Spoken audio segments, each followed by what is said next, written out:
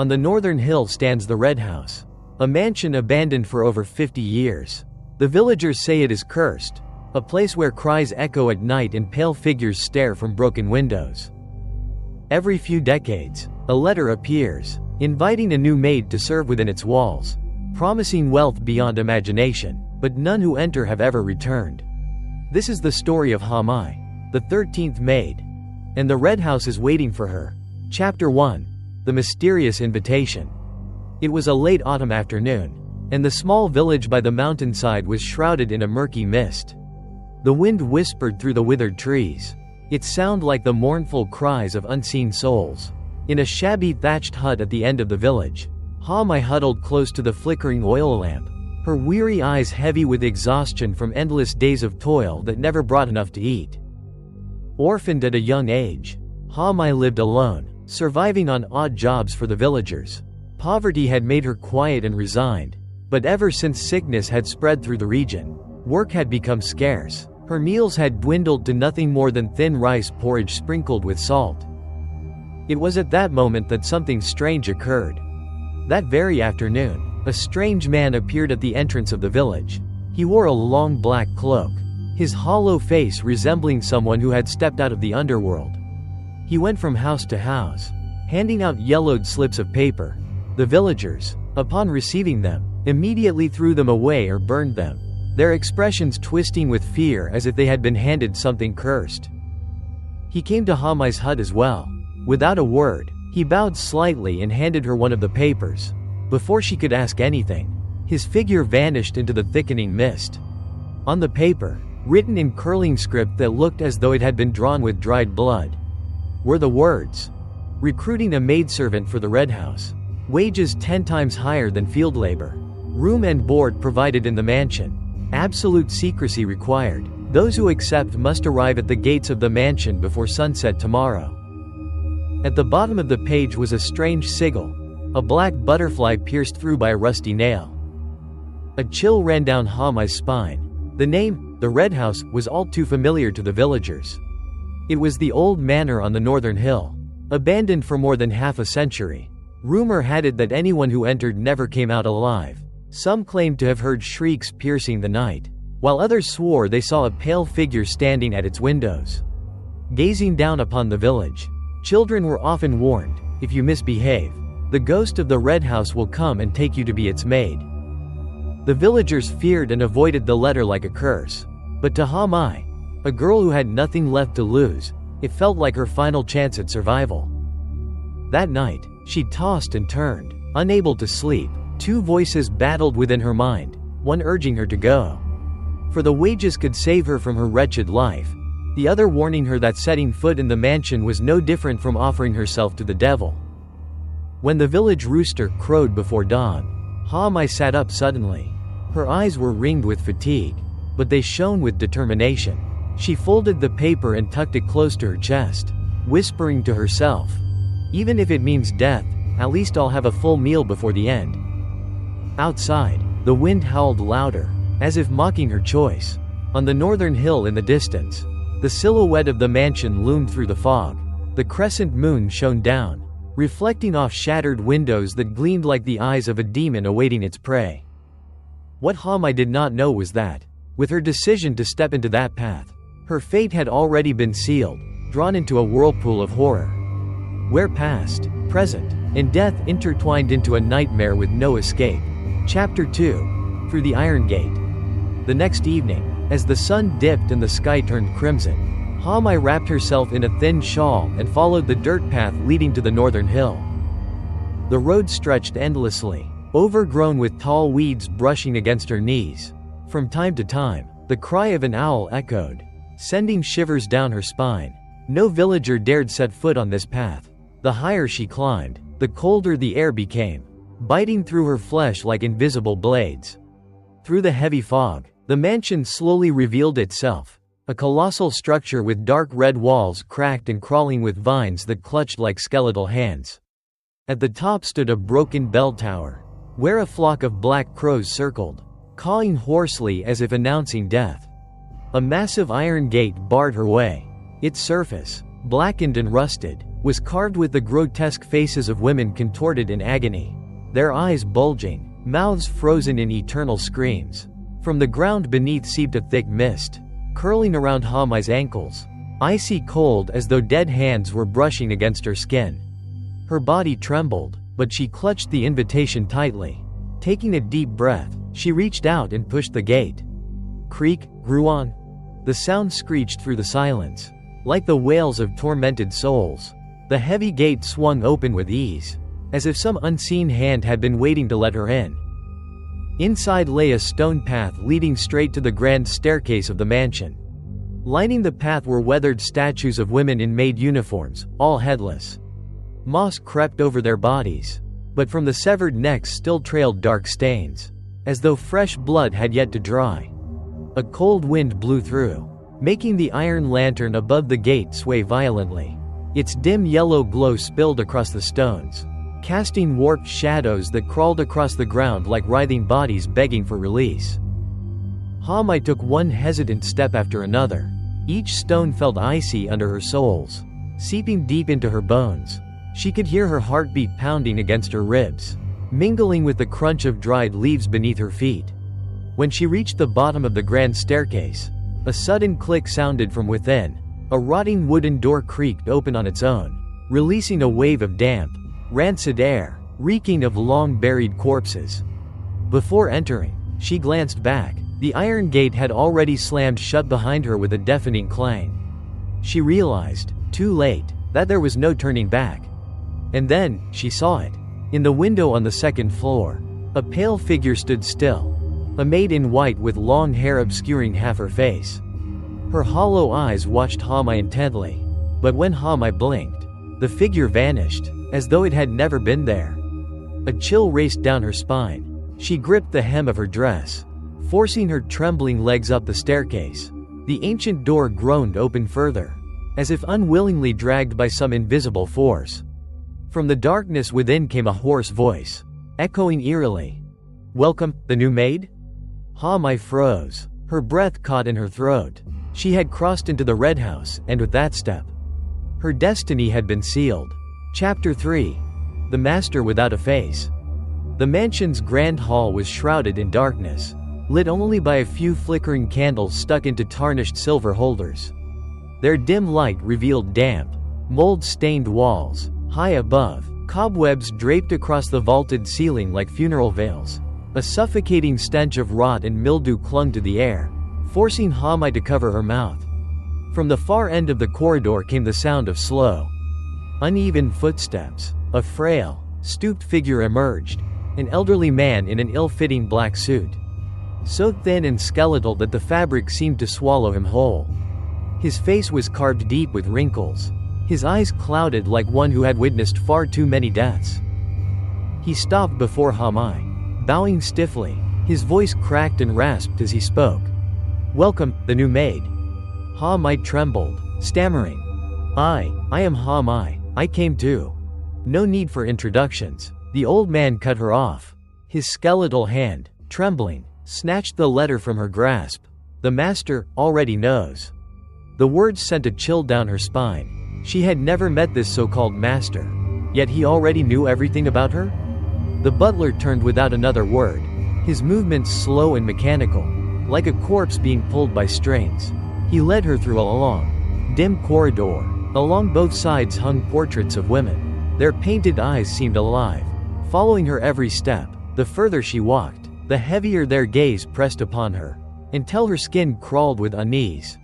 At the end of the corridor loomed a massive wooden door, dark and dust-laden. The butler pushed it open, and they entered a vast chamber. In its center stood a long table draped in crimson velvet. A single candle flickered on a silver stand, its glow illuminating sheets of paper laid neatly in place. No one occupied the chairs. Only the grand seat at the head of the table, clearly the master's, loomed empty. The butler gestured for her to stand still, then picked up one of the papers and read aloud in his broken rasp. "Welcome, new maid. From this day forward, you belong to this house. Your daily tasks shall be relayed by the butler. You must never leave the premises. You must not open any door unless permitted. Above all, You are forbidden to descend into the cellar unless commanded. Should you disobey, the punishment will be far worse than death." As his reading ceased, the candle flame suddenly flared high, then shrank. The air in the chamber thickened, pressing down on Hamai's chest. Though the chair at the table's head was empty, she felt with certainty that something unseen sat there, watching her every move. Her throat tightened, breath shallow. The master was here, present, yet unseen. The butler folded the paper and turned to her, his clouded eyes unblinking. "From now on, you will remain here, forever. Remember, obey." And then, from the shadowed corners of the chamber, came a faint, shrill laugh. It was neither wholly male nor female, but a distorted echo that slithered into her ears. The sound clung to her skin like frost, making her knees weaken. She saw no one, but she knew, without doubt, that the master's gaze never left her. Not even for a heartbeat. Chapter 4. The Endless Corridors. On her first night in the Red House, Hamai was led by the butler to a small room on the second floor. It contained only a rickety wooden bed, a wardrobe sealed shut, and a barred window rusted with age. A candle flickered weakly in the wall sconce, its glow too frail to banish the suffocating shadows. The butler set a key on the table, his cracked voice low and stern. "Sleep early. Tomorrow you begin work. Remember, never leave your room once the candle burns out." He turned and shuffled away. His footsteps echoed down the hall until silence swallowed all. Hamai sat on the edge of the bed, unease clawing at her chest. The stench of damp stone seeped from the walls, and the faint whistle of the wind slipped through the cracks. She tried to close her eyes, but before long, a sound broke the stillness. Clack, clack? Something like a lock turning. She jolted upright, staring at the door. It remained shut. Heart pounding, she pressed her ear to the wood. This time she heard it clearly, footsteps. Not one pair, but many, moving in unison down the corridor, steady and deliberate, like a procession of the dead. Fear surged. She dared to crack the door open. The corridor stretched before her, dimly lit by sputtering candles that failed to reach the end. Across the gray stone floor, faint silhouettes drifted, maids in white uniforms, their long hair shrouding their faces. They glided past in silence, shadows with no life. Her throat tightened. She slammed the door shut and backed away. But when she turned, her scream caught in her chest. The room was gone. The walls had vanished, replaced by a corridor stretching endlessly into the dark. No window, no bed, no escape, just a single path that pulled her deeper and deeper. She walked, trembling, hoping for an end, but every turn multiplied the corridors, twisting into a labyrinth without exit. Mirrors lined the walls, their glass murky and cracked. In them, her reflection no longer mirrored her movements. When she paused, it continued to walk. When she turned, it stared back at her with hollow eyes. Terror overwhelmed her. She ran, but the corridors stretched on endlessly. The floor cold beneath her feet, the air thick with whispers. Then, voices. A chorus of whispers slithered through the shadows. "Don't run, Hamai." She froze. Who was calling her name? The whispers grew louder, echoing from every direction. From the walls, pale hands emerged, skeletal, icy, grabbing at her dress. Her wrists, her skin, their grip burned with frost, pulling her toward the walls. She screamed and thrashed. Just as she thought she would be dragged into the abyss, a loud click resounded, and everything was gone. She was back in her room. The bed, the window, the candle, all as before. Sweat drenched her body, her hands clutching her dress in terror. Only one thing was different. On the wall beside her bed, fresh blood dripped in jagged letters. "There is no escape." Hamai froze, unable to breathe. She now knew. Those corridors were no dream. They were part of the house itself, waiting patiently for anyone foolish enough to step inside. Chapter 5. The Weeping in the Night. The second night in the Red House was far colder than the first. The wind outside wailed like a lament, rattling the broken shutters. Hamai huddled beneath her thin blanket, trying to ignore the eerie silence pressing in from all sides. But past midnight, a faint sound stirred her awake. Sob, sob, sob? It was the sound of a woman weeping. The sobs were soft at first, like a whisper carried on the wind, but gradually they grew clearer, resonating with such sorrow that they pierced straight into her heart. The sound came from the corridor. Against her better judgment, Hamai slipped out of bed, her bare feet trembling against the cold floor. She cracked the door open. At the far end of the hallway, in the dim glow of a single candle, a girl in a maid's uniform sat curled against the wall. Her face was hidden by her long, disheveled hair. Her thin shoulders shook with each sob, her body trembling as though in great pain. "Miss," Hamai whispered. The figure did not move. The crying continued, desperate and broken. Taking a cautious step closer, Hamai reached out her hand. Her voice shook. "Why are you crying? Are you another maid?" The girl stilled. The sobs ceased abruptly. The silence was heavier than death. Then, slowly, the girl lifted her head. Hamai gasped, her legs buckling beneath her.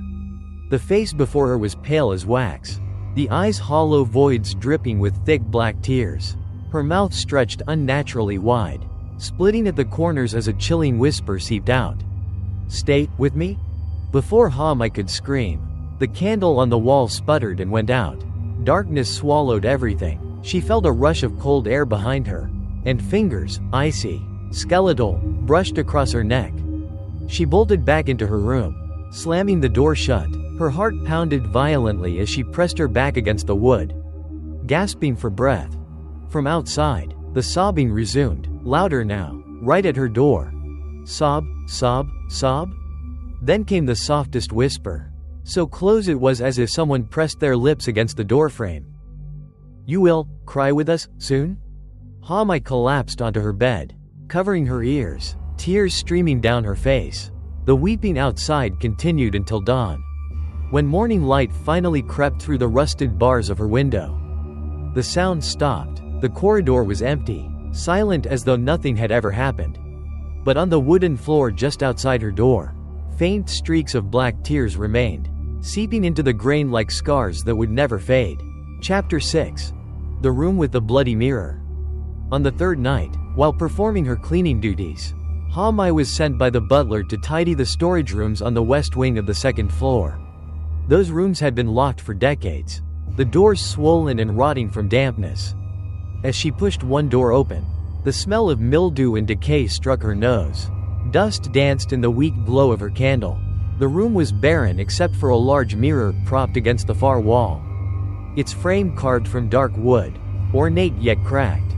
The surface of the mirror was cloudy, smeared with stains that looked disturbingly like dried blood.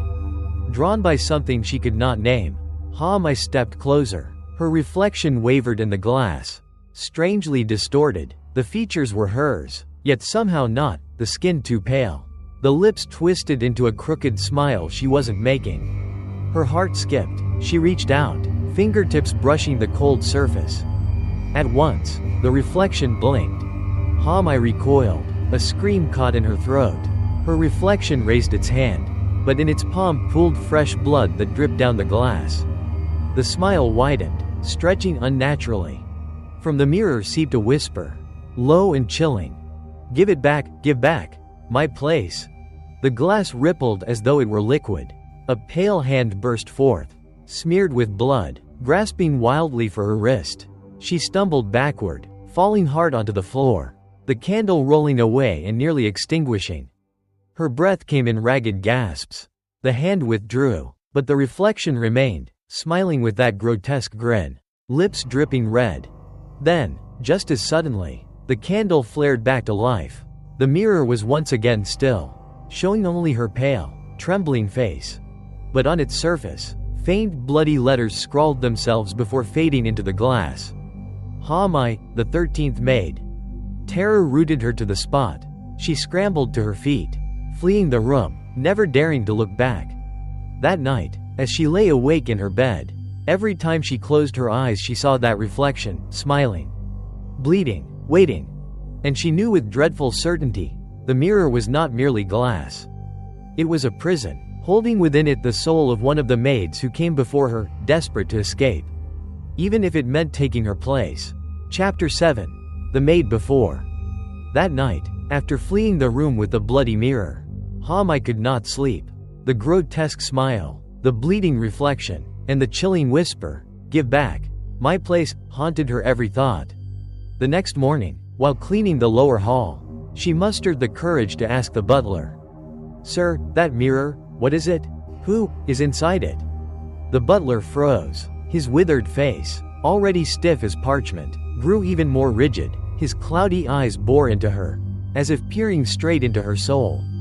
"You should not know." His voice was hoarse, breaking like old wood, "but since you have seen it, I will tell you once. Only once." He led her into a small storage room cluttered with old, dust-caked relics. In the corner lay a chest draped in black cloth.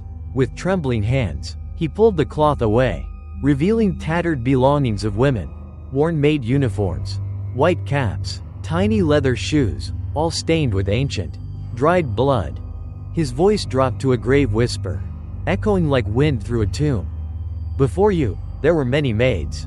Young, innocent, poor, just like you. They were promised a better life. But in the end," he pointed to the chest, "they vanished. None ever left this place alive. Some were murdered, some devoured by the house itself. Their souls cannot move on. They are trapped in walls, in mirrors, in corridors with no end. You saw one last night." Mai's heart pounded as though it might burst. Her body turned ice cold. She stammered, "Then, what do they want from me?" The butler's murky eyes locked onto hers. His dry lips trembled. "They want to replace you. Each time a new maid arrives, their souls try to take her place, to escape. But no one truly escapes. Only another soul is added to the curse. Another name to the list of the dead." He bent down and picked up a handkerchief from the chest. The once white fabric was yellowed with age. The corner embroidered with two delicate words, "Lin Nhi." "This belonged to the last maid before you. She disappeared in that very room with the mirror. When we searched, this was all we found." Mai's vision swam. The name, Lin Nhi, echoed in her mind. In a fleeting moment, she saw the blood-stained reflection smiling faintly in the mirror, whispering, "I am Lin Nhi." She stumbled back, pale as death. "Why, you mean, none of them survived? Not a single one?" The butler was silent for a long time. The silence was heavier than any answer. At last, he gave a slow nod. "You should prepare yourself, Mai. The list of cursed maids is about to grow by one." The words pierced her like a blade. This house did not only imprison bodies, it devoured souls. And if she could not escape, soon she, too, would become one of the maids before. Chapter 8. The Strange Dinner. That evening, after a long day of exhausting chores, the butler approached Mai with a grave message. "Tonight, you must serve in the grand hall. The master will attend." Her heart raced. Though she had lived in the mansion for days, she had never once seen the master face to face. Every command came only through notes or the butler's voice. To serve him directly filled her with dread.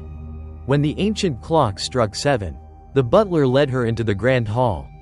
A long table stretched across the room, draped in a blood-red cloth. Upon it lay a lavish feast: golden roast chicken, steaming mushroom soup, roasted beef glistening with fat, and goblets of red wine glowing like rubies. Above, a massive chandelier swayed faintly, its candle flames flickering. Shadows stretched long across the hall, grotesque and twisted, as though unseen guests already sat in attendance. Mai trembled as she placed each dish on the table. What froze her blood was that every chair was empty.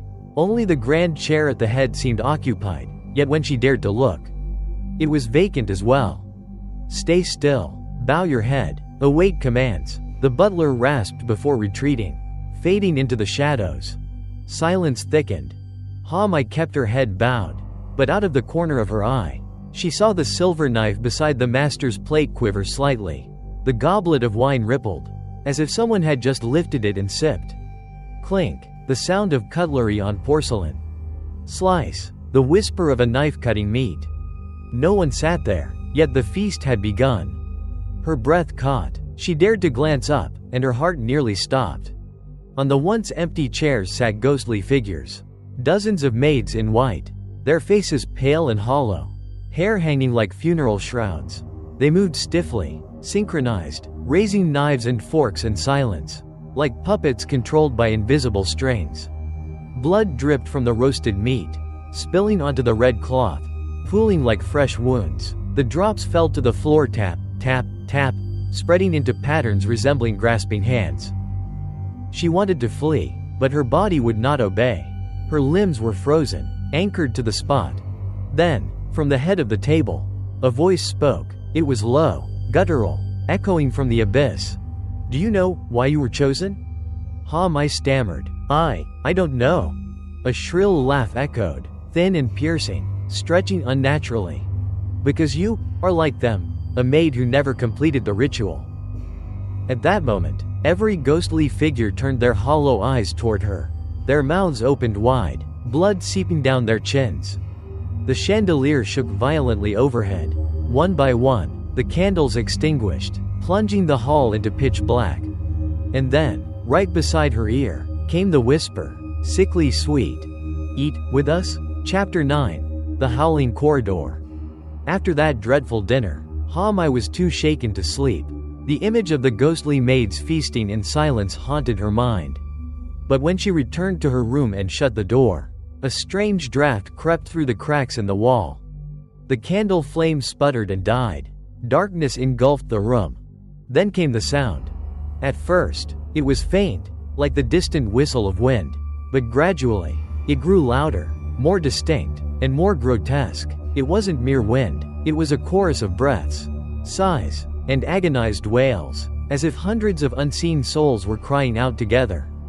Mai's skin prickled. She knew she should not leave her room. Yet some invisible force urged her, pulling her feet toward the door. She stepped into the corridor. It was no longer the same as in daylight. The moss-stained walls quivered faintly, as though alive, exhaling the sound of woo, woo with every gust. The candles along the walls flickered violently, their light stretching and twisting shadows that darted across the floor like fleeing phantoms. As she walked, she realized something was terribly wrong.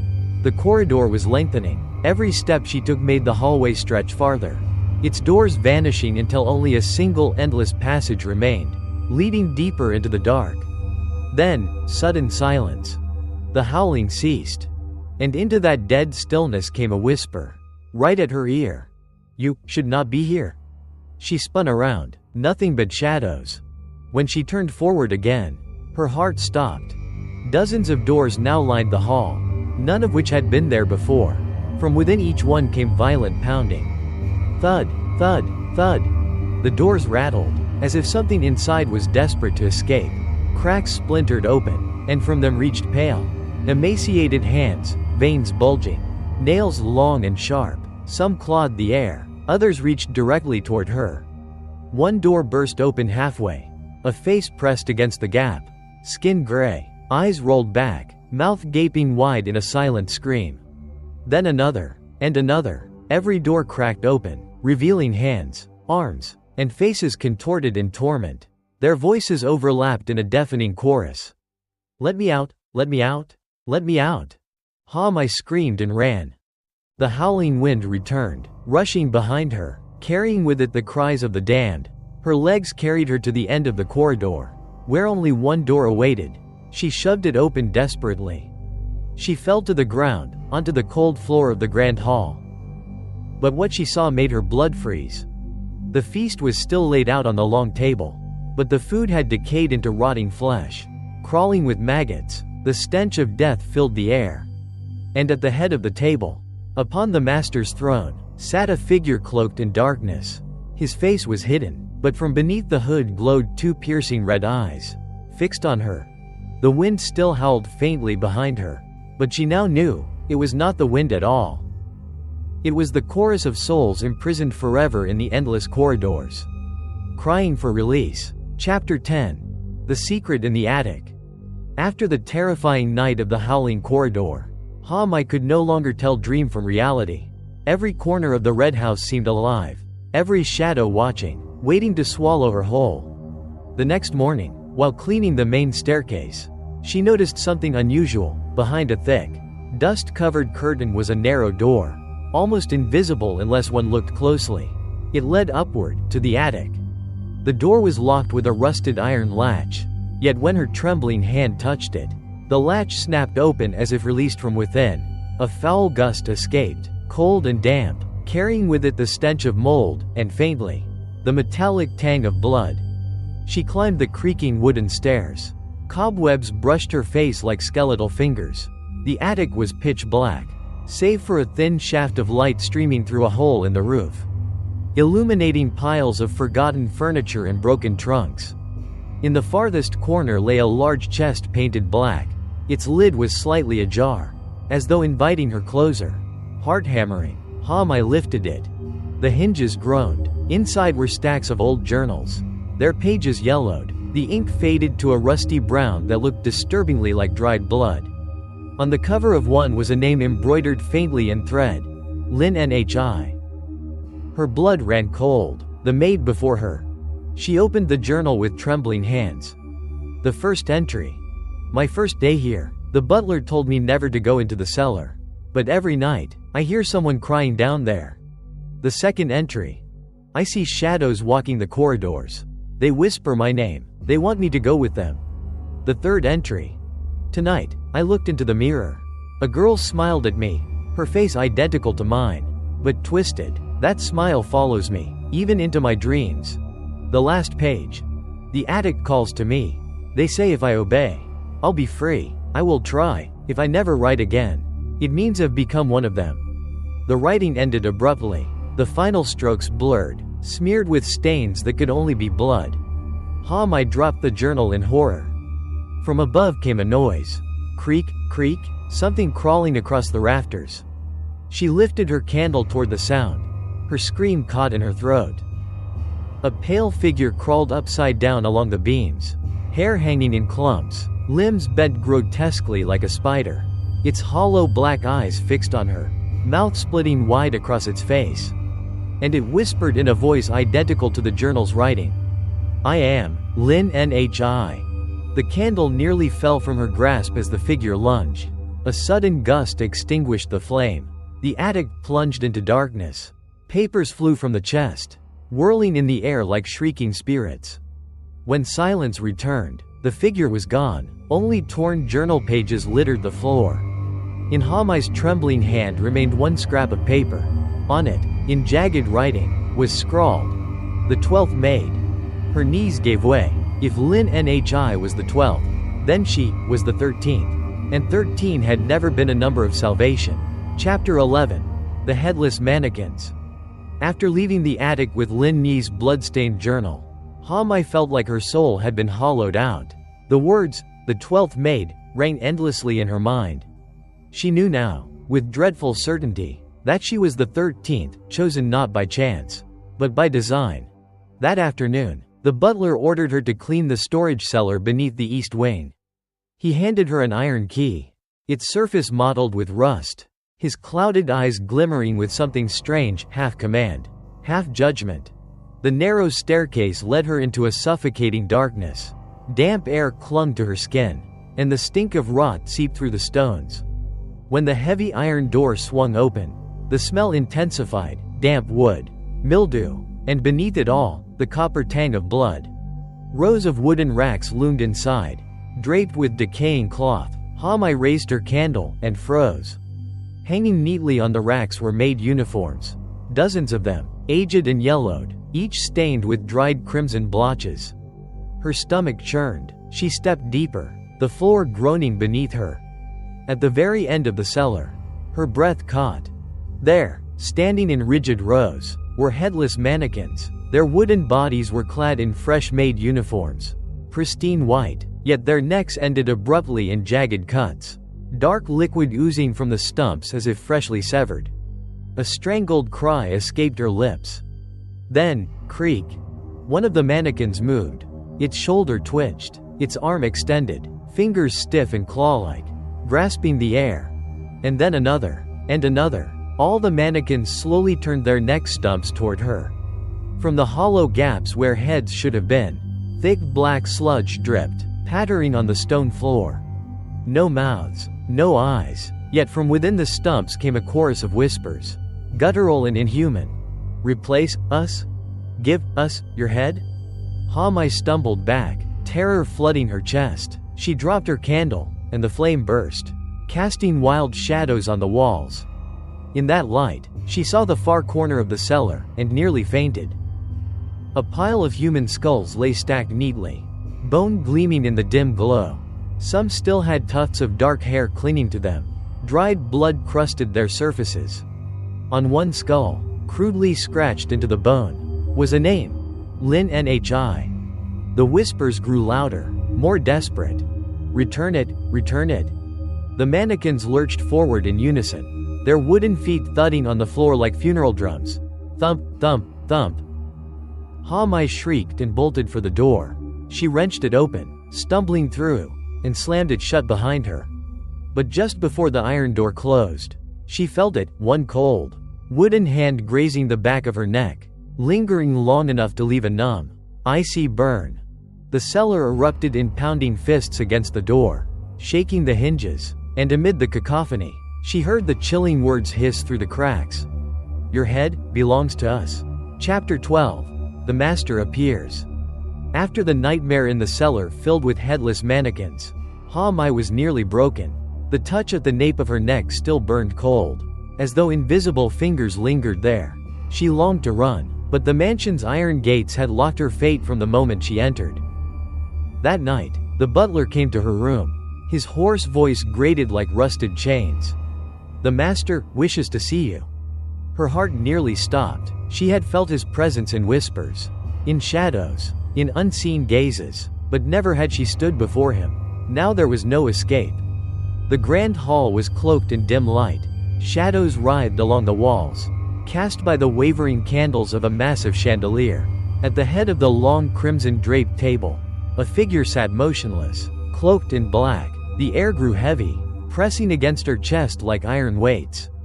The butler guided her forward, then bowed deeply. "Master, the new maid has arrived." Ha-mai knelt, trembling so violently she could barely breathe. From the head of the table came a sound, slow, ragged breathing. The figure stirred. A skeletal hand emerged from the folds of the black cloak, skin bluish-white, stretched tight over bone, nails long and curved like talons. He tapped the table. Talk, talk, talk.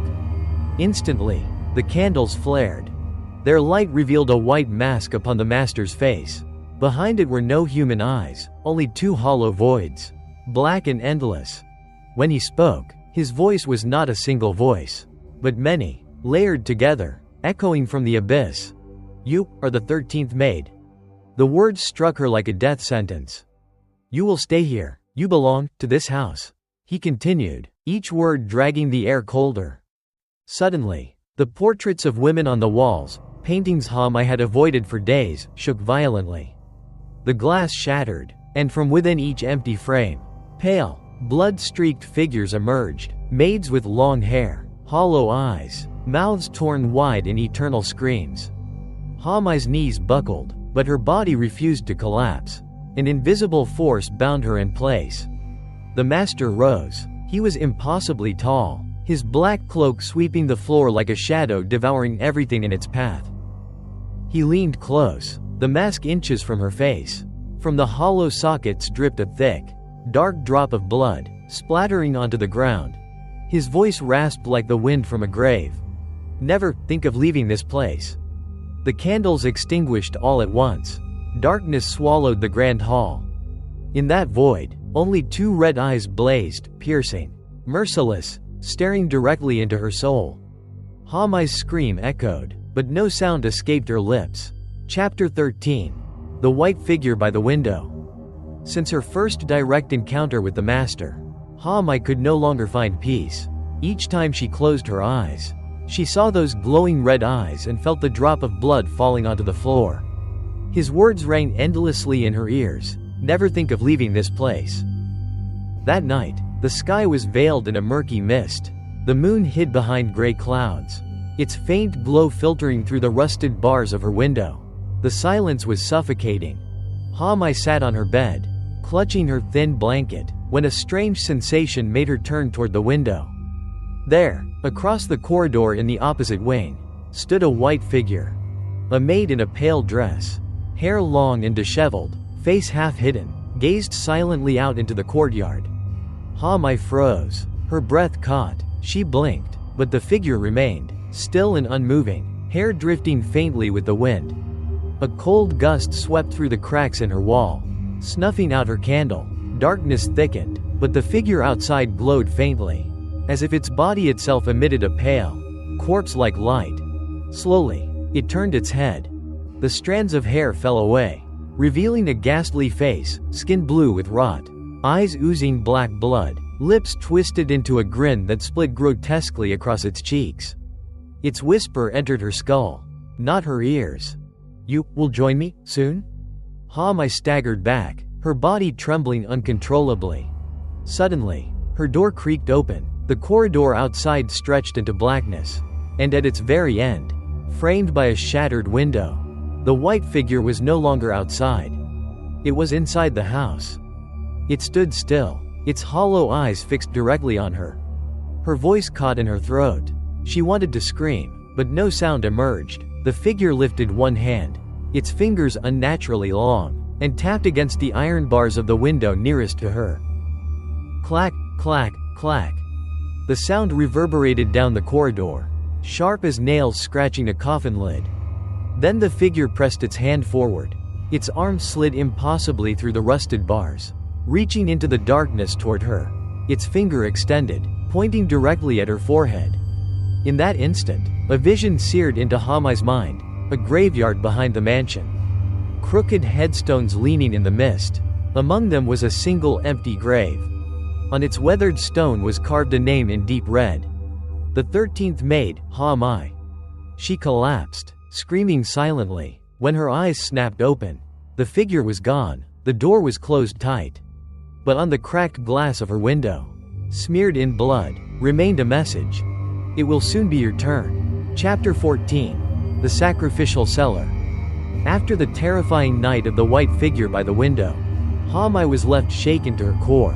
The image of the grave bearing her name carved in blood haunted her every moment. But the red house had not finished with her. At midnight, the ancient clock in the hall struck 12. Immediately, a cacophony of weeping voices rose from beneath the floors.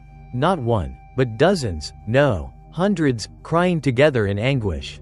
The sound seeped through the cracks in the walls, reverberating into her bones. Drawn by a force she could not resist, Ha-mai lit her oil lamp and descended the stone stairs toward the deepest part of the mansion.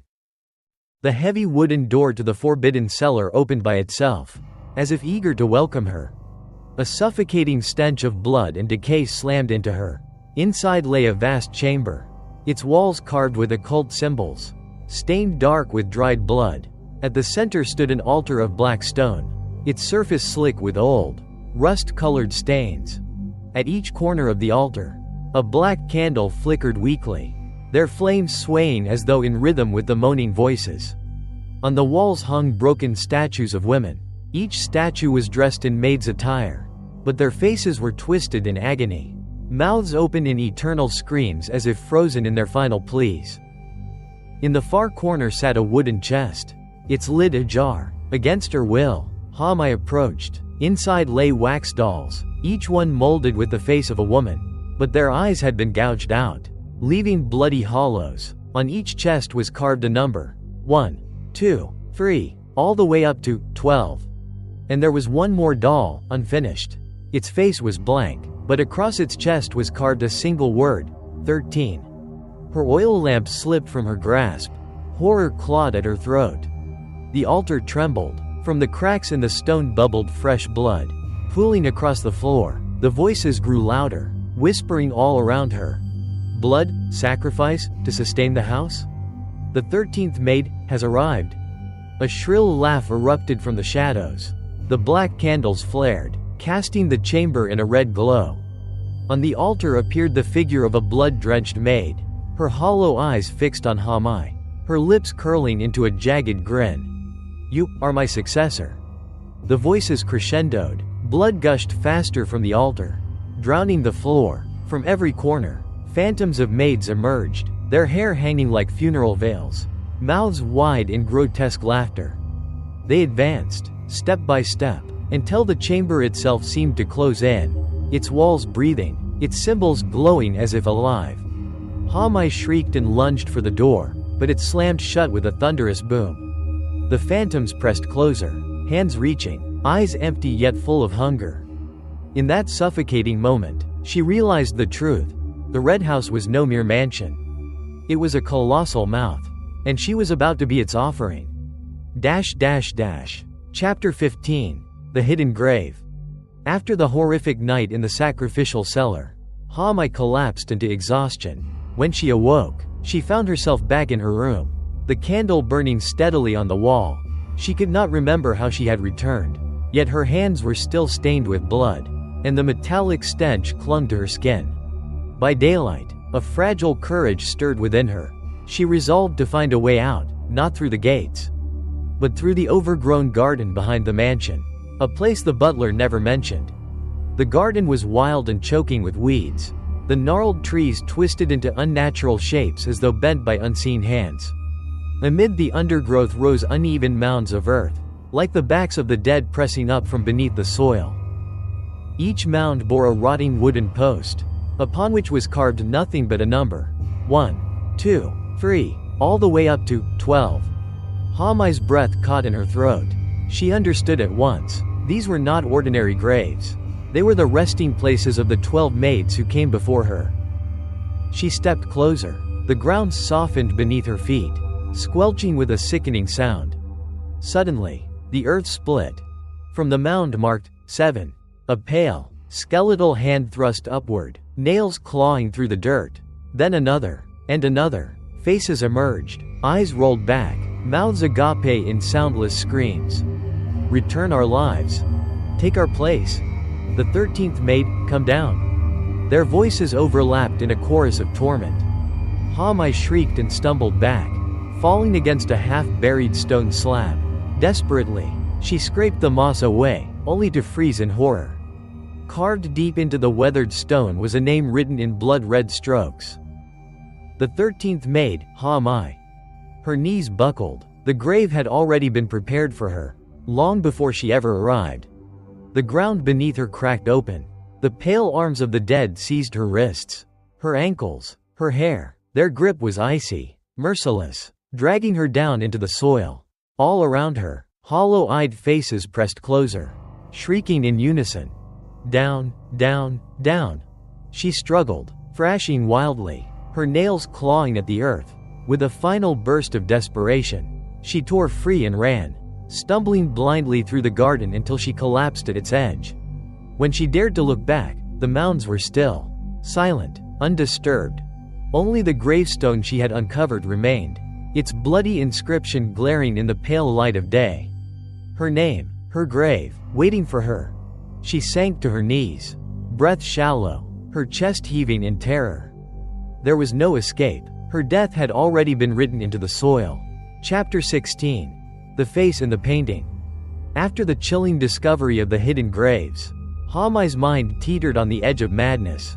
Each step through the Red House seemed to echo with the voices of the dead, whispering her name, pulling her closer to her inevitable fate. That evening, while dusting the long corridor on the 3rd floor, she noticed something unusual. Among the countless portraits of noble families and unknown women hung one enormous painting, draped with a heavy, moth-eaten cloth. Something about it drew her. Against her better judgment, she reached up and pulled the cloth away. Her candlelight revealed a massive oil painting, a grand banquet scene inside the very hall of the Red House. Seated at the table were figures dressed in finery, but their faces had all decayed into skulls. Only the master sat at the head, his face hidden behind the same white mask she had seen before. But what froze her blood was the row of women standing behind the table, maids in white uniforms. Each face was painted with horrifying precision, pale and lifeless. And among them, she saw herself. Mai staggered back, nearly dropping her candle. Her painted likeness stared back with hollow eyes, lips slightly parted as if whispering a secret. The brush strokes were too real, as though her soul had been trapped within the canvas. She rubbed her eyes, praying it was an illusion, but when she looked again, the painted figure of herself moved. Its lips curled into a slow, grotesque smile, the eyes rolled, following her. Then, One by one, the other maids in the painting began to turn their heads. Their stiff, painted expressions twisted into ghastly grins. Their hollow eyes bled black tears that dripped down the canvas, staining the banquet table below. Mai stumbled backward, terror choking her. Suddenly, the master's painted figure rose from his chair. Though he was confined to the canvas, his cloaked form seemed to lean out of the painting, his mask looming larger. A deep, guttural voice seeped into her mind. "You are already part of the house, sealed forever." The painted version of Mai pressed its hand against the canvas. To her horror, a real, pale hand pushed out from the surface, reaching for her. She dropped her candle. Darkness swallowed the hall. The last thing she saw before the flame died was her painted face grinning, whispering, "Welcome, the 13th maid." Her scream echoed through the corridor, but the red house absorbed the sound, leaving nothing but silence. Chapter 17. The Butler's Truth. Ever since she had seen the cursed painting, Mai could no longer look at the butler without suspicion. He seemed to know far too much about the house, about the fate of the maids before her, and about her. His cloudy eyes often lingered on her with something that was not quite human. One night, while wandering the corridor, she saw him descend quietly into the cellar. Clutching her trembling candle, she followed at a distance. Inside the sacrificial chamber, he knelt before the blood-stained altar. His lips moved, muttering in a language not of this world. His voice rumbled low, like the growl of the earth itself. Blood dripped from his shriveled hand, seeping into the carved symbols on the floor. As Mai watched in horror, his body began to change. His skin cracked like brittle parchment, peeling away to reveal bone beneath. His face split down the middle, revealing an empty eye socket glowing faintly red, like burning coal. A gasp escaped her lips before she could stop it. The butler froze. Slowly, his head turned, his hollow eye fixing on her. "You have seen," he rasped, his voice now a ghastly whisper not meant for mortal ears. He rose to his feet. His body creaked, bones grinding against each other. From a crack in his throat, a black butterfly slipped out, its wings dusted with crimson powder. "Do you understand now?" His skeletal grin widened unnaturally. "I am no man. I am a puppet, woven from the blood and souls of the maids. My duty is to guard this house until the master chooses the next sacrifice." Mai's voice shook. "The other maids, the ones before me? It was you? You led them to their deaths?" His laughter was like dry bones clattering. "Yes, one by one, I bound them to the altar. I offered them to the house. And now, it is your turn." He stepped closer, each movement a grotesque rattle of bones. His skin sloughed off in pieces, until what stood before her was no longer human but a skeletal marionette, its joints pulled by invisible strings. The butler leaned down, his hollow eye burning into hers. "You cannot escape, 13th maid. I am the hand that will deliver you to the altar of blood." The chamber darkened, the shadows writhed, and the altar seemed to pulse, waiting. Mai's scream echoed, but the butler's laughter drowned it, rattling through the cellar like the song of death itself. Chapter 18. The Master Returns. After the butler's horrifying revelation, Mai's world shattered. She now knew the mansion's secrets were deeper, darker than she had imagined. But worse still, her time was running out. The night was thick with mist when the ancient bell in the broken tower tolled. Each chime vibrated through the walls, heavy as a heartbeat. The butler appeared at her door, his skeletal frame cloaked in black. His hollow voice scraped the silence. "The master has returned. You must serve." Dragged into the grand hall, Mai felt the weight of unseen eyes upon her. The long table was once again prepared, draped in crimson velvet, with golden plates and goblets brimming with red wine. But the air was different tonight, colder, hungrier. At the head of the table, the master waited. This time, he was not merely a shadow. He stood tall, draped in a sweeping black cloak, his white mask gleaming in the candlelight. Yet behind the mask burned two fiery eyes, piercing and inhuman. When he spoke, the very walls trembled. "You are mine, 13th maid. From the moment you stepped through the gate, your fate was sealed." Mai trembled, her knees threatened to give way. "Why, me?" she whispered. The master raised his hand. With a snap of his long, talon-like fingers, the chandeliers blazed with unnatural fire. The portraits on the walls shuddered, their painted figures crying blood. "You are chosen," he intoned, "the 13th sacrifice, the final key to restore my body and awaken the Red House in its full power." From the shadows emerged the phantoms of the 12 maids. Their hollow eyes glowed faintly as they circled her, whispering in broken voices, "Join us. Complete the ritual? Die, as we died." The butler's skeletal figure bowed low before the master. "The altar awaits." The master extended his hand toward Hamai. The air grew suffocating, pressing her chest as if invisible chains bound her. Her feet slid unwillingly forward, dragged by the force of his will. She struggled, tears streaming down her face. "No, I don't want to die." The master's laughter echoed like shattering glass. "Your death will not be in vain. Your blood will breathe life into me. And then, the world beyond these walls shall tremble." The hall darkened. The candles flared with blood-red fire. The 12 phantoms raised their hands, pointing to the cellar door. The path to the altar had been opened, and the 13th maid was being led to her destiny. Chapter 19. The Blood Ritual. The cellar doors groaned open, and the butler dragged Hamai down the stone steps. Her cries echoed, but the walls devoured the sound like a hungry beast. The chamber was alive with crimson light. Black candles blazed at every corner, their flames tall and violent, spitting sparks like drops of blood. The altar at the center pulsed as though it had a heartbeat. The ancient runes glowing red, veins of fresh blood running through their carved lines. The 12 phantoms of the former maids surrounded the altar, their faces, pale and hollow, turned toward Hamai, their lips mouthing one word over and over. "Blood, blood, blood?" The master descended the stairs, his cloak dragging along the stone, leaving behind trails of shadow like smoke. His white mask gleamed, but from beneath it, the burning eyes glared with unholy hunger. He raised his arms, and the voices ceased. Silence fell, thick and suffocating. Then his voice filled the chamber, echoing like thunder. "Tonight, the 13th maid gives her life. With her blood, I rise again." The butler forced Hamai onto the altar, chains snaking around her wrists and ankles, biting into her skin. She thrashed, screaming, but her voice was drowned by the phantom chorus that resumed, low, rhythmic, like a funeral chant. The master produced a dagger. Its blade was black as obsidian, its edge glistening with drops of red as though it had been drinking blood for centuries. He held it high. The flames of the candles roared in unison. The phantoms chanted louder. "Sacrifice, sacrifice, sacrifice."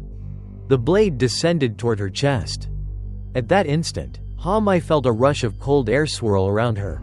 From within the shadows, she heard the voices of the maids, not the hollow phantoms, but something deeper, older, bound in agony. "Break the altar, destroy it, and we will be free. You must not let him drink your blood." Her eyes snapped open, filled with desperation. She pulled at the chains, the metal tearing her skin raw. Her own blood seeped onto the runes, making them pulse violently. The master's voice grew ecstatic. "Yes, bleed, awaken me." But the blood did not strengthen the altar. Instead, the runes began to crack, glowing brighter, unstable, trembling as though resisting his command. The chamber shuddered, dust fell from the ceiling. The phantoms wailed in confusion. "No, what have you done?" the master roared, his voice shaking the stone. Hamai let out a scream, twisting her body, forcing the chain at her wrist to snap. With her free hand, she seized one of the black candles burning near her. Her eyes locked on the altar. With every ounce of strength left in her, she hurled the candle onto the blood-slick stone. BWOOM. The flame erupted, spreading across the altar in a wave of fire. Blood boiled and hissed, filling the air with a sickening stench. The runes shattered, glowing red before exploding into blinding light. The phantoms shrieked, their forms unraveling into smoke. The butler staggered, his skeletal body cracking, pieces of bone falling away. The master screamed, his voice no longer composed, but a monstrous roar filled with fury and despair. "You dared defy me, 13th maid? The entire red house trembled, as though the foundation itself was crumbling. Hamai realized with terror and clarity, the ritual had been broken. But the house would not forgive her. The final night had begun. Chapter 20, The Final Night.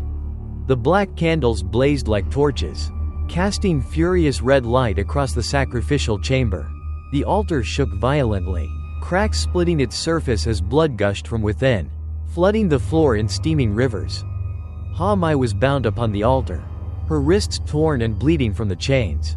The butler's skeletal form staggered nearby, his jaw unhinged as he muttered in that otherworldly tongue, trying in vain to repair the broken ritual. The master towered above them all, his cloak whipped like storm winds, his mask gleaming pale against the crimson fire. The dagger in his hand glistened wet, trembling as though it thirsted for her blood. He raised his arms, voice booming like thunder. With the 13th maid's blood, I shall rise eternal. The phantoms of the 12 maids shrieked as they encircled the altar, their hollow eyes glowing, their skeletal fingers clawing at the air. The floor trembled, the walls wept black ichor, and the very house itself moaned like a living beast in pain. Hamai wept, her tears mixing with blood. In that moment of despair, a chorus of whispers surged through her mind, the voices of the dead maids. Do not yield. Break him, and we will be free. Destroy the altar. The dagger slashed, slicing her shoulder. Blood spilled, sizzling upon the stone. The runes pulsed, the chamber quaking violently. No, Hamai cried, summoning her last strength. With a violent jerk, she tore one hand free of the chains. Seizing a nearby candle, she hurled it onto the altar. BWOOM. Flames erupted, racing across the blood-soaked stone. The symbols blazed, then cracked, shattering in bursts of fire. A scream tore through the chamber, not from Hamai, but from the master himself. His mask split down the center, revealing a monstrous visage, flesh gray and rotting, eyes blazing red, fangs dripping with black ichor. His body convulsed, collapsing into smoke and shadow. The butler shrieked, his bones snapping, limbs scattering like broken puppets before turning to ash. The 12 phantoms wailed, their bodies unraveling, dissolving into light. Before fading, they gazed at Hamai with sorrowful relief. Thank you, 13th maid. The entire mansion shook, the ceiling split, stones raining down, flames swallowed the cellar, racing up the corridors. The red house roared as though alive, collapsing under its own curse. Hamai wrenched herself free, stumbling through the collapsing halls. The once endless corridors crumbled into dust. The grotesque portraits burned, and the chandeliers crashed to the ground. She burst through the front doors just as the mansion collapsed behind her, engulfed in fire. Falling to her knees on the cold ground, she turned to watch the inferno. The red house, prison of souls, temple of sacrifice, was finally reduced to rubble and ash. She wept, though she did not know if they were tears of grief or relief. But then, a whisper drifted through the smoke. You cannot escape me? From beneath the ruins, a crimson glow flickered, like embers refusing to die. And in the faint light of the burning sky, Hamai realized the nightmare was not yet over. The red house had fallen. Its crimson walls, once towering over the northern hill, were nothing more than ruins buried beneath fire and ash. The cursed altar, the whispering corridors, the blood-stained halls, all consumed by the blaze. Hamai survived. She stumbled down the hill, her body torn and battered, her soul hollowed by everything she had seen. Yet even in freedom, peace did not return to her. In the village below, people whispered of strange happenings. On misty nights, mournful cries could still be heard drifting from the ruins of the red house. Some swore they saw a pale maid in white standing amidst the ashes, her hair flowing in the wind, her eyes glowing faint red in the dark. Others claimed they had met Hamai again, long after the mansion's destruction. But whenever she appeared, she spoke no words, only smiled faintly. Her lips curved in a strange, haunting way. Some insisted she had never truly escaped at all. For the curse of the red house was not so easily destroyed. It lingered in the soil, in the stones, in the whispers carried by the night wind, waiting, watching. Perhaps, One day, another letter would be delivered. Another girl would read the promise of wealth and step willingly into its jaws. And when the ancient gate creaks open once more, the red house will rise again. Because curses do not die. They only wait. Open book, the end. Like and subscribe to Whispering Dark Tales for more chilling ghost stories.